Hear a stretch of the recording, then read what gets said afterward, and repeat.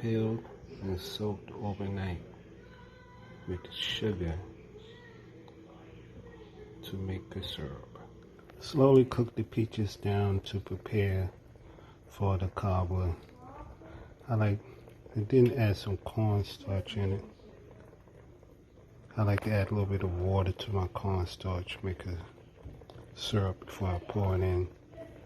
Stir it in well. Okay, so let's pour in the cornstarch, and then we have to stir it up.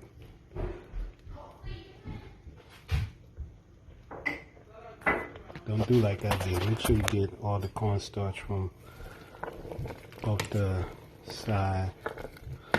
So now I'm going to turn the temperature down a little bit more.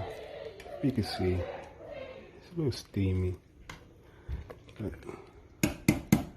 I'm going to cut the temperature down a little bit more. Let that simmer for about 5 minutes. Okay, now we're going to add some sugar, about a fourth of a cup of sugar, 2 tablespoons of margarine softened. Let's throw this egg in there as well. 1 egg. We'll kind of integrate all of this together. Now we're going to have a cup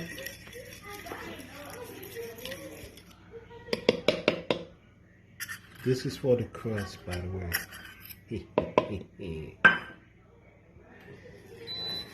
And a fourth of a cup. Sound like dinner's ready. And while we're doing that, let's also add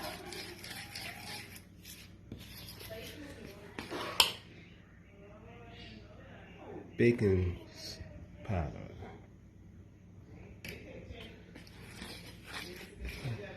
So I'm going to integrate all of this together. One more very important step is add some water.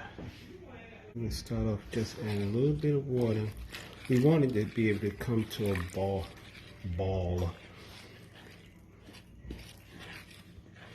Or even a ball you feel like dancing.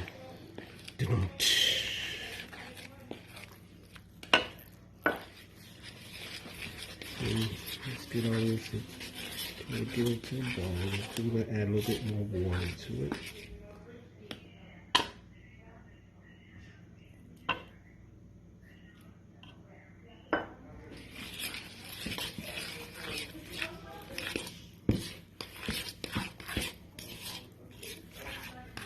Alright, so it's looking good. And so what we're going to do, we're going to let this chill in the refrigerator for about 30 minutes. And then we're going to roll it out and put it on top of our cobbler.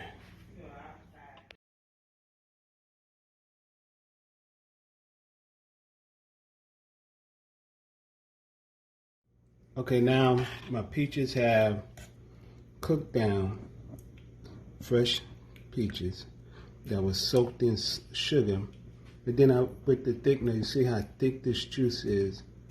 It's nice and thick, so it's going to hold the season on the peaches. So now we're going to take our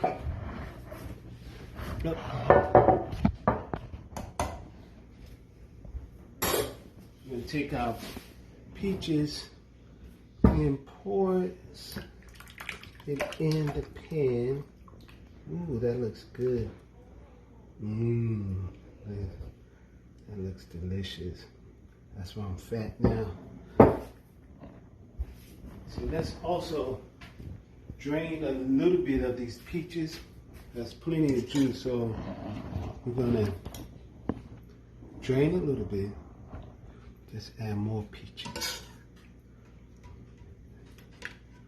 And then later, if you really want to treat somebody, put this in the freezer, then you could just make a nice little pie or something with the rest of this.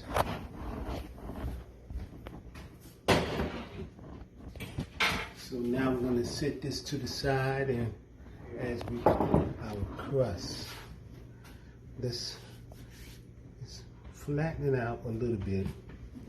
You know, we let this crust sit in the refrigerator, chill for a few minutes. That's going to make the crust really crispy and flaky. We're going to put a little bit of flour on our rolling pin. Well, that might be a lot, but you see. Then we're just going to roll it out gently. Imagine if you don't have a rolling pin. Find yourself a cup and just put a little bit of flour on the cup there. And work out the same way with the cup. There's a lot of ways you could put this crust up here. You could cut in strips, put it up there. But what I'm going to do, I'm going to put a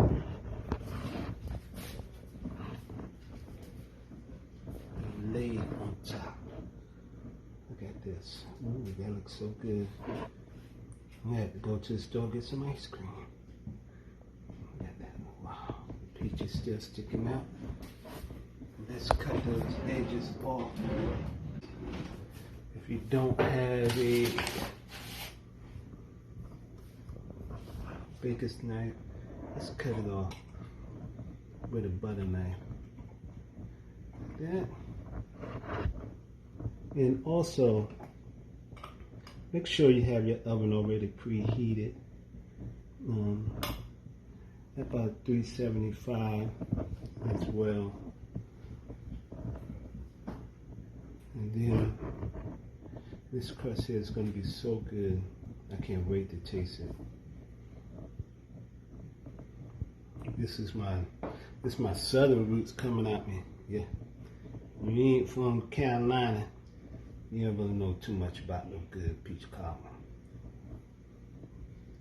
It's Carolina's where it's at. North Carolina, South Carolina.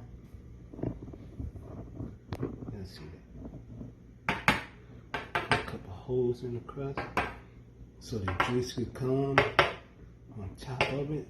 You talking about good on some fresh vanilla ice cream. Man, if you cook this for somebody you trying to impress, I tell you, you probably keep them.